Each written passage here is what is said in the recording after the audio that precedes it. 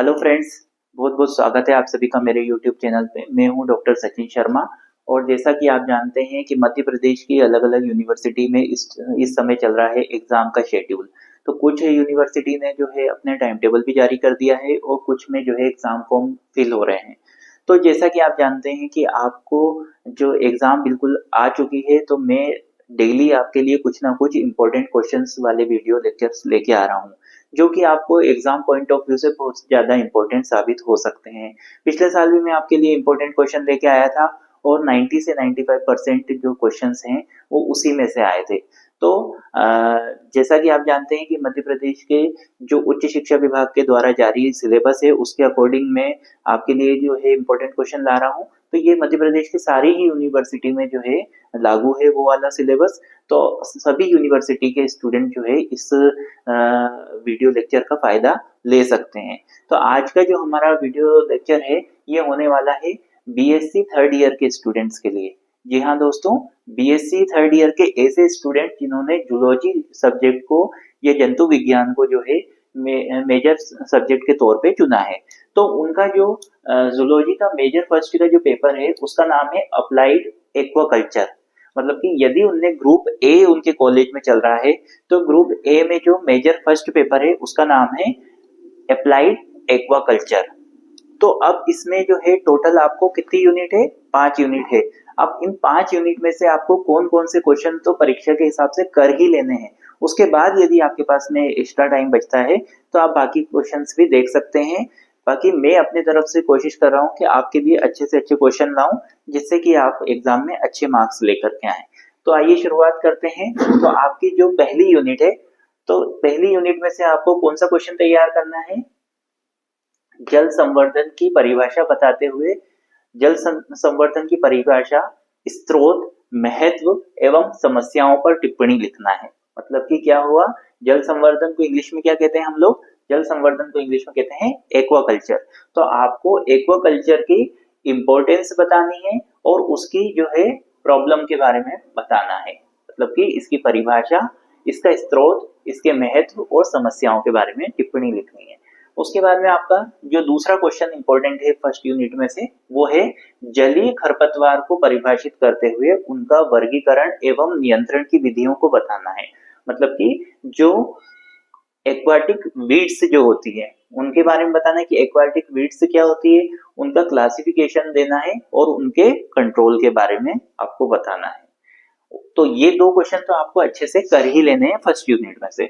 उसके बाद में जो आपकी सेकंड यूनिट है, अच्छा, मैं आपके लिए जो क्वेश्चन लेके आया हूँ ये मैं आपको लॉन्ग आंसर टाइप क्वेश्चन लेके आया हूँ, जिससे आपको फायदा ये होगा कि आप जो है अगर जो क्वेश्चन मैंने जैसे बताया है कि जैसे जल संवर्धन की एक तो परिभाषा अच्छे से कर लेंगे, स्रोत, महत्व और समस्याओं को अच्छे से कर लेंगे, तो हो सकता है कि अगर आप लॉन्ग आंसर पढ़ेंगे तो उससे आपके बहुत सारे शॉर्ट आंसर भी प्रिपेयर हो जाएंगे। तो आपको परीक्षा में इससे फायदा ये होगा कि अगर शॉर्ट में पूछा जाएगा तो आपका अपने आप शॉर्ट क्वेश्चन भी प्रिपेयर हो जाएगा।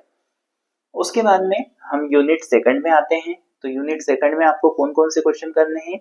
टोटल 3 क्वेश्चन करने हैं। तो पहला क्वेश्चन है झींगा संवर्धन पकड़ने की विभिन्न विधियां, इन सब पे प्रकाश डालना है। मतलब कि प्रॉन कल्चर के बारे में बताना है और अलग अलग मेथड्स बताने हैं प्रॉन फिशिंग के।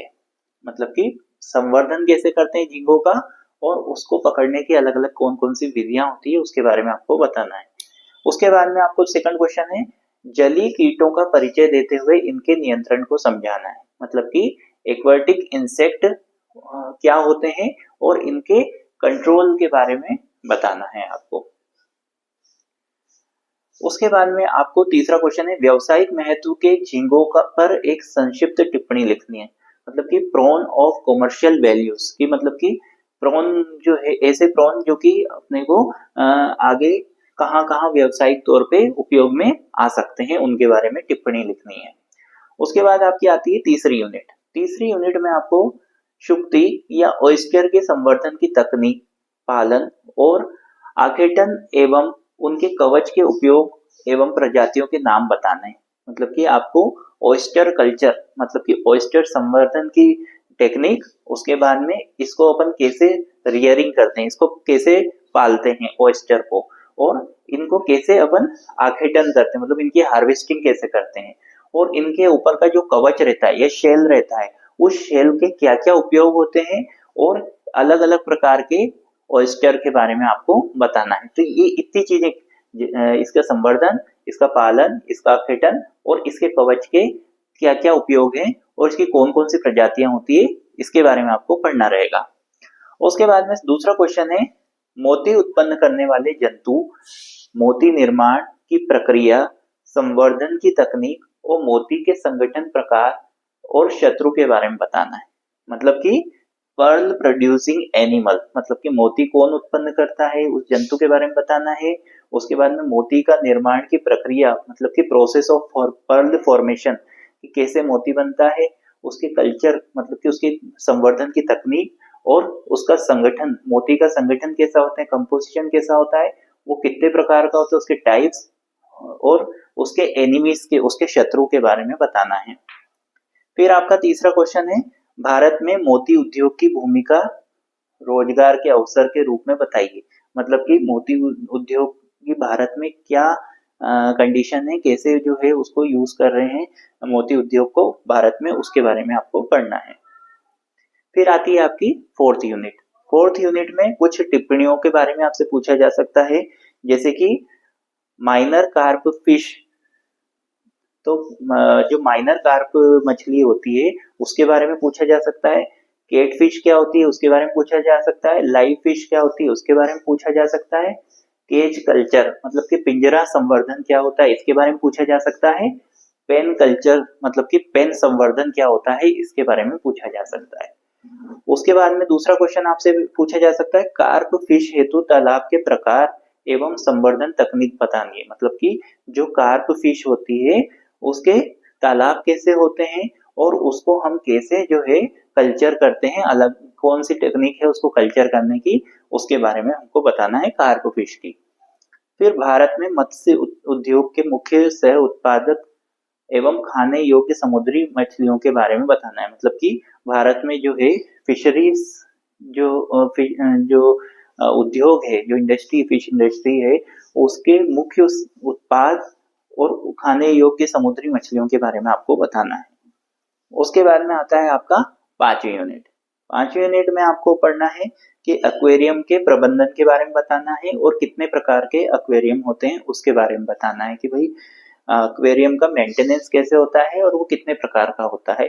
उसके बाद में आपसे शॉर्ट नोट में पूछा जा सकता है कि फाइटोप्लैंक्टन क्या होता है, मतलब कि पादप प्लवक क्या होते हैं, और जू प्लैंक्टन, मतलब कि जंतु प्लवक क्या होते हैं। इन दोनों के बारे में भी आपसे पूछा जा सकता है कि भाई फाइटोप्लैंक्टन क्या होता है, जू प्लैंक्टन क्या होता है, और जो फाइटोप्लैंक्टन है या पादप प्लवक है उसका उपयोग क्या होता है।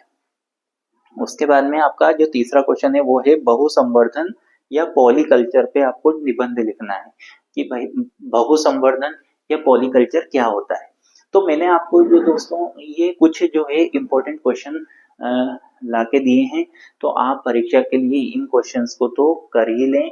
मोस्टली मतलब 95% इसमें से आ सकता है, और जो है आप इन क्वेश्चंस को तो कर ही लें, और यदि आपके पास में समय बचता है तो आप बाकी बचे क्वेश्चंस को भी करें, तो आपके लिए अच्छा होगा।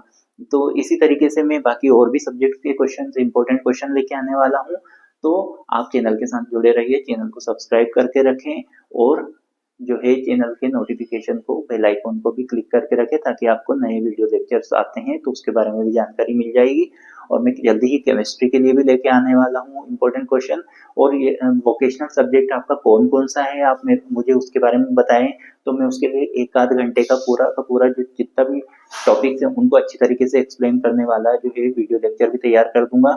आप मेरे इसमें जाकर के देख सकते हैं, मैंने पर्सनैलिटी डेवलपमेंट के लिए जो है वोकेशनल सब्जेक्ट जो पर्सनैलिटी डेवलपमेंट है उसका पूरा 1 घंटे का वीडियो लेक्चर तैयार करा है। अगर आप उसको सुन के जाएंगे तो उससे ही आप परीक्षा में पास हो सकते हैं। ऑर्गेनिक फार्मिंग का भी मैंने बनाया हुआ है, और आप मुझे जो है कमेंट बॉक्स में बताएं कि आपको और कौन कौन से सब्जेक्ट के बारे में जो है इस तरीके के वीडियो लेक्चर्स चाहिए, तो वो मुझे बताते रहिए। मिलते हैं अगले वीडियो के साथ, तब तक के लिए नमस्कार, धन्यवाद।